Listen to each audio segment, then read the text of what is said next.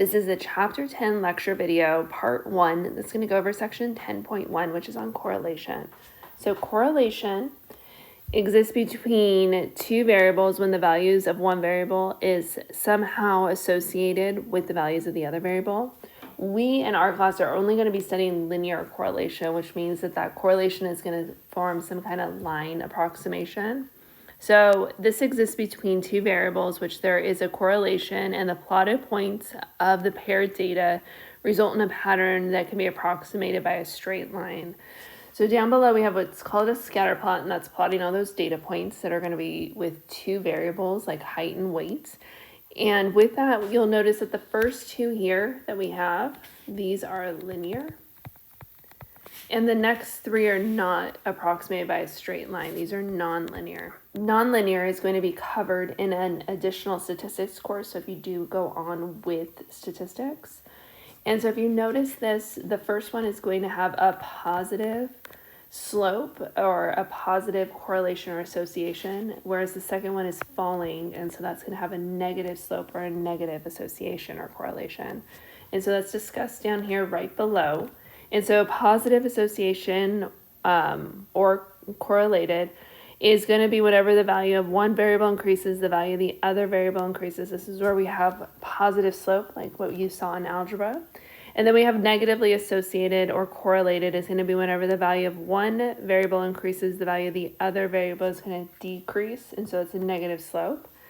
And then we have what's called a linear correlation coefficient, which is going to be the measure of strength and direction of the linear relationship between the two quantitative variables that we're studying. The Greek letter rho, it looks almost like a P, but it is rho, represents the population correlation coefficient, and R is going to represent the sample correlation coefficient. So again, we have our population correlation coefficient is rho, and our sample correlation coefficient is R.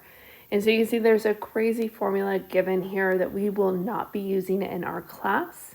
But right below this, it does show the input screen and the output screen for our correlation that we will be doing. I'm going to refer to this at the bottom of page 1 throughout the lecture videos for part 1 and part 2.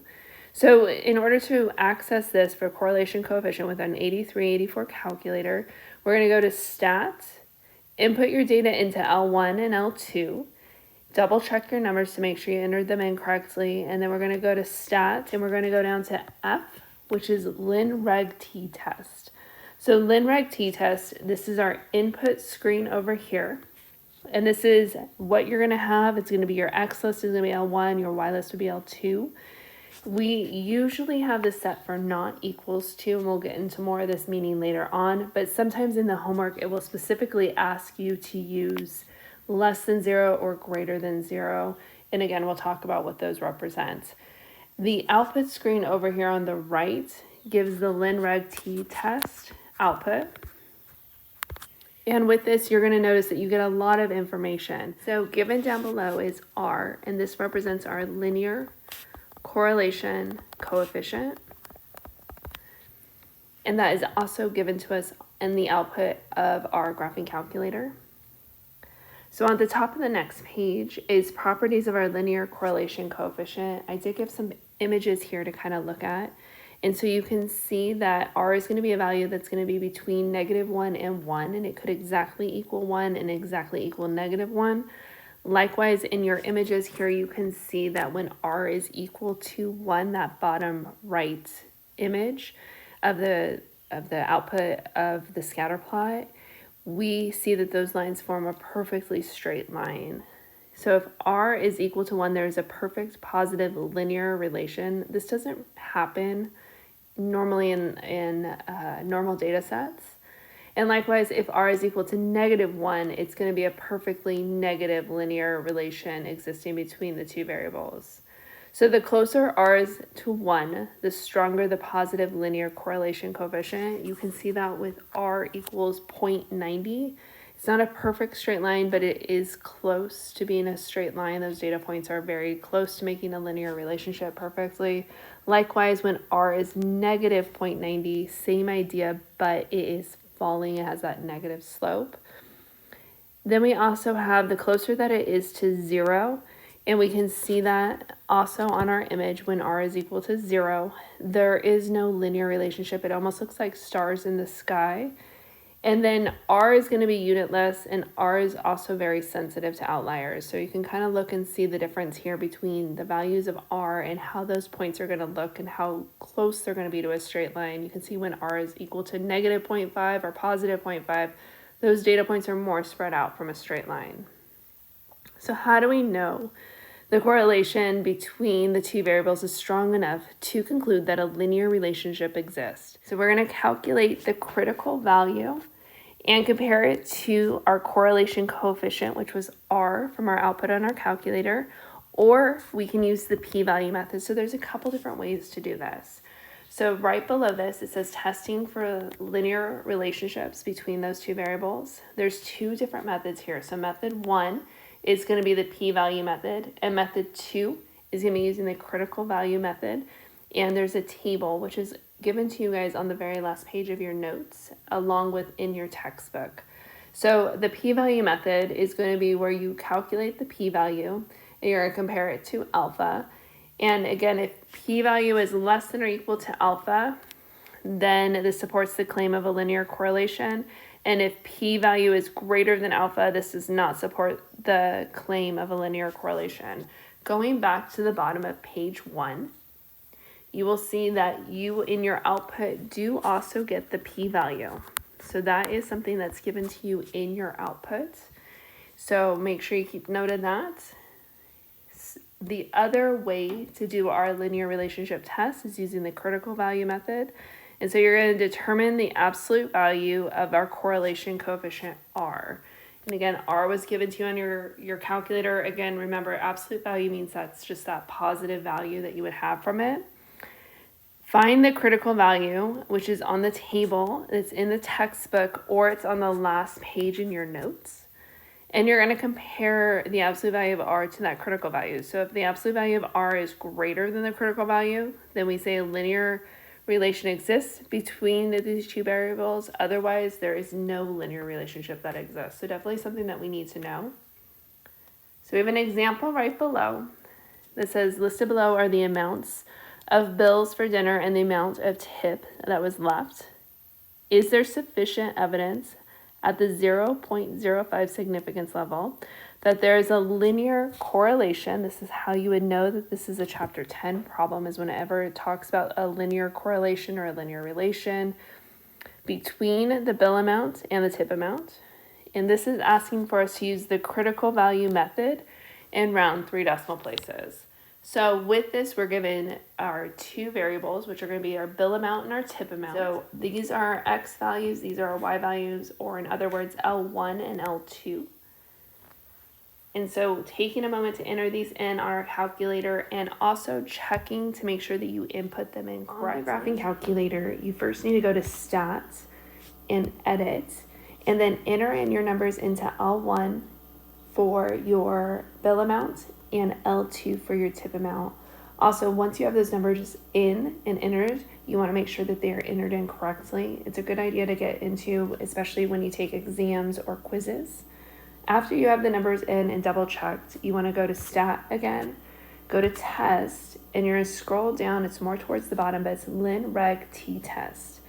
For this, you want to make sure that you have your alternative hypotheses set for not equals to.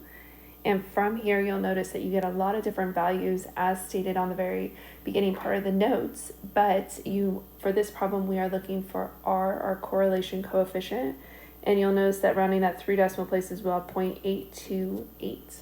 From the graphing calculator, we get an r value of 0.828 when we round 3 decimal places.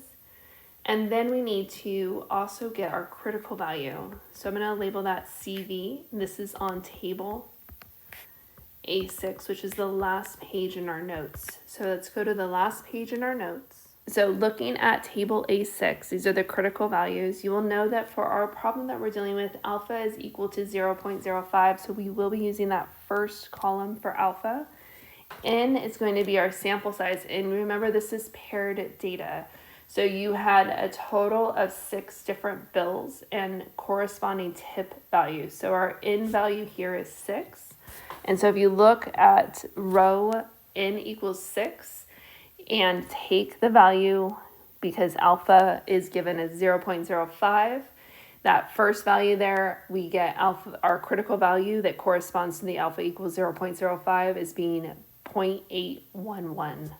So from table A6, we know our critical value, and we also need to have the absolute value of R, which the absolute value of 0.828 is just going to be 0.828. And we need to compare this to our critical value, which again from our table on the last page of our notes is 0.811.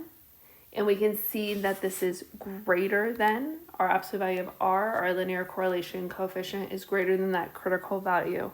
And as stated up above, this means that a linear relation exists. So from our conclusion, we can say there is sufficient evidence at the alpha equals 0.05 level of significance to conclude that a linear correlation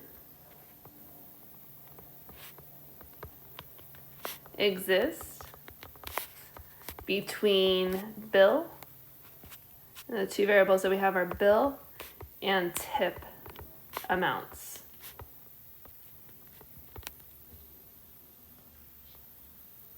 So at the top of the next page, it says our coefficient of determination is given as R squared, and this is the proportion of variation in Y that is explained by the linear regression line. And so some information about R squared, or our coefficient of determination, is going to be that R squared is going to be, if it's close to 0, that means that the least squared regression line has no explanatory value. And if R equals 1, then that least squares regression line explains 100% of the variable. And so the closer R squared is to 1, the better the line describes how changes in the explanatory variable affect the values of the response variable, and the better that that line is of a fit. And you can see there's some images down below, and the closer that R squared is to 1, the closer that those points are to being a straight line. And as R squared gets smaller, and again R has to be positive since we are squaring this, R squared would be positive. These values are going to be more spread out and not approximated by a linear line. So in order to get the value of R squared, you can do this 2 ways. You can take the value that you just got as R from your graphing calculator and just square it or multiply it by itself. Or if you go back to page 1, you'll notice that we do have R squared given by the calculator. And again, this is our coefficient of determination.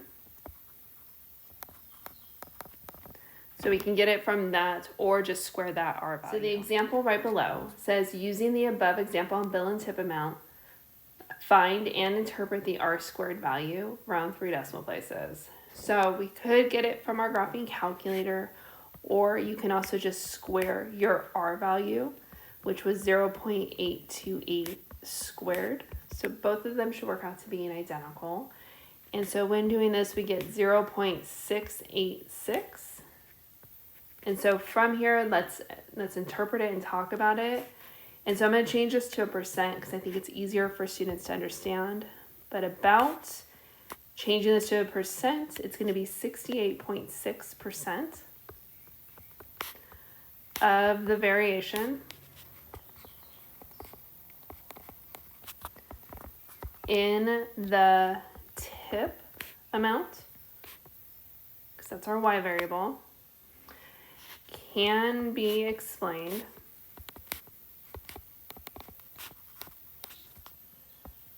by the linear relationship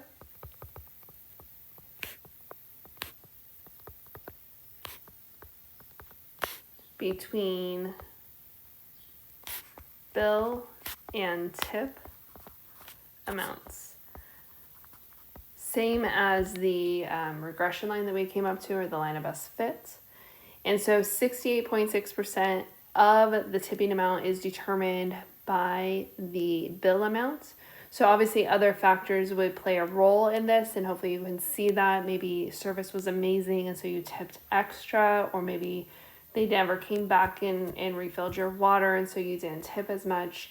So there's a lot of different reasons for that variation that would be happening in the tip amount, but from this finding, it's 68.6% of that tip amount's determined by that. It's explained by that relationship between the bill and the tip amount. So right below this, it says, don't forget that correlation does not imply causation. Just because you get a bill of a certain amount does not cause you to tip a specific value. You do have some variation in that. So common errors involving correlation is assuming that correlation implies causation. There's lurking variables that affect the variable being studied.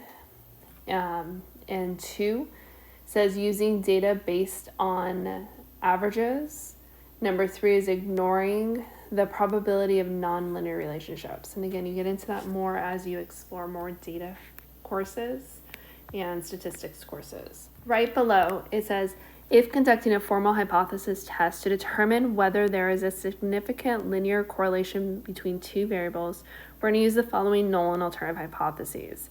And so these are given down below, but again, this is for a formal hypothesis test, so make sure you understand those words and what they mean. And again, we are testing for linear correlation, linear relation, something along those lines with wording. And so we have our null and our alternative hypotheses. So null is going to be that rho is equal to 0, so there is no linear correlation. Rho not equal to 0 is going to be that there is a linear correlation. So it says notes that for our course, it usually uses the alternative hypotheses that it is not equals to. However, you may also be asked to test about a positive linear correlation, which would be greater than 0, and a negative linear correlation, which would be less than 0. But again, most often it would be just testing to see if there is a linear correlation. So that alternative would be not. So testing those two. So we have a test statistic here that is given. Again, we get these calculations done by our graphing calculator, and you will see this given to you on page 1. So from our output, you'll notice we have T, which is given to us, which again is going to be our test statistic. The example at the top of the next page says the data below lists the ages of actresses and actors in the category of Best Actress and Best Actor, respectively. The ages are matched according to the year that the awards were presented. And so you'll notice you have the actress's age in years and the actor's age in years. And so part A says to use the critical value method to determine if a linear relationship exists between the ages of the best actress and best actor. So again, in order to do this, we need to put our data into L1 and L2.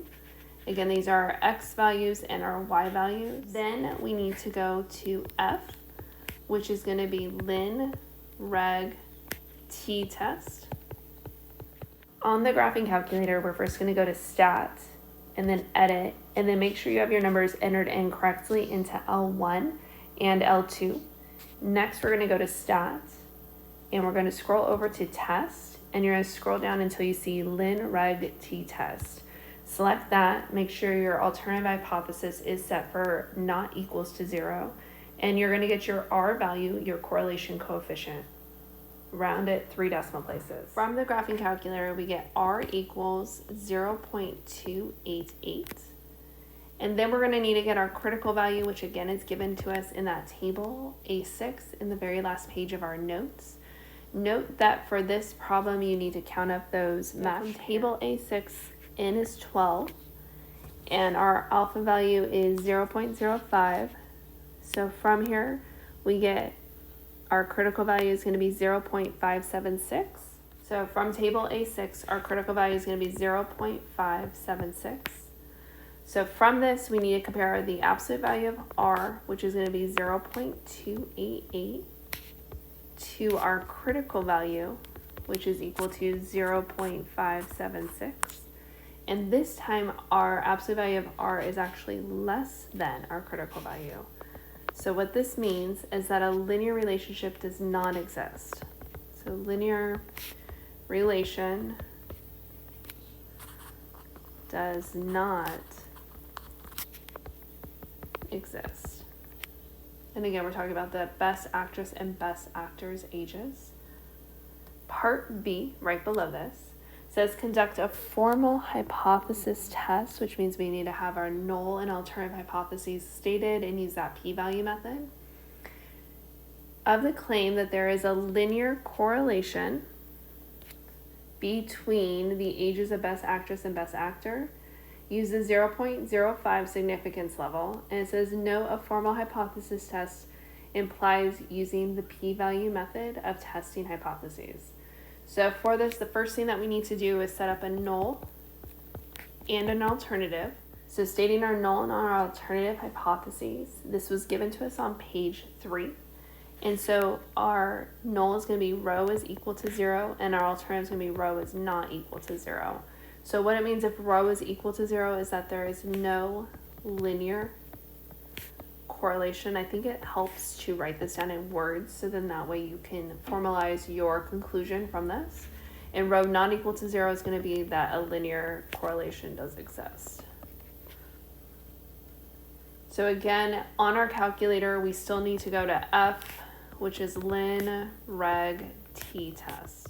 On the graphing calculator, we're going to go to stat, edit, and you should already have your numbers entered in from part A. Next, you're going to go to stat, go to test, and scroll right to that value, and then go to lin reg t-test. Make sure you have your alternative hypothesis set to not equal, and you'll notice that your p-value is given. Make sure you round that correctly 4 decimal places. From the calculator, we get a p-value equal to 0.3645, and we need to compare this to alpha, which was 0.05. And our p-value is greater than alpha, which means that we do not reject H naught. And so we're going to say there is not sufficient evidence the alpha equals 0.05 level of significance to conclude that, and again, what we're testing is going to be H1, which that a linear correlation does exist. So to conclude that a linear correlation exists between, and make sure to list your 2 variables that you're discussing. And so for this one, it's going to be best actor and best actress ages.